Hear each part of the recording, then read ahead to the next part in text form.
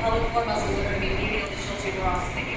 They span from the coccyx, like a hammock, all the way to the pubic bone. So if I find the ischial tuberosity, slide off medially, and keep my elbow straight in a superior angle, I'm going to be palpating the levator ani muscle, which is made up of 3 muscles, the pelvic floor muscles.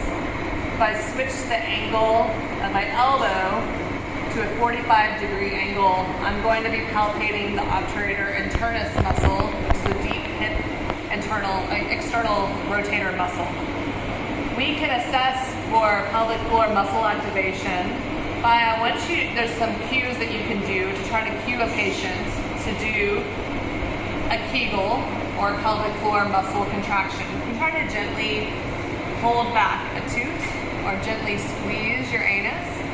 Good, and relax. So I want to make sure the patient, and what you will learn in this class, is 1, to be able to palpate, to know where you're at for the pelvic floor muscles. 2, to make sure they're isolating these muscles and able to contract. Not only contract, but are they able to relax back down to baseline. So with a handheld grip, you'll be able to isolate properly the floor muscles, not taking in the glute activation or outside adductor activation. So go ahead and lift up and squeeze.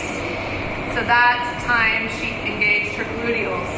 So within this class, we'll learn how to isolate solely the pelvic floor muscles to assist with pain, urinary dysfunction, leakage, pain with urination, bowel dysfunction, constipation, sexual dysfunction, pain with intercourse, pain with wiping, all those factors with normalcy and ability of the muscles to be able to lift and relax back down to baseline. Now there's another area as well that we want the pelvic floor muscles to be able to do, and that would be able to lengthen, because every muscle needs to be able to lengthen, not just contract.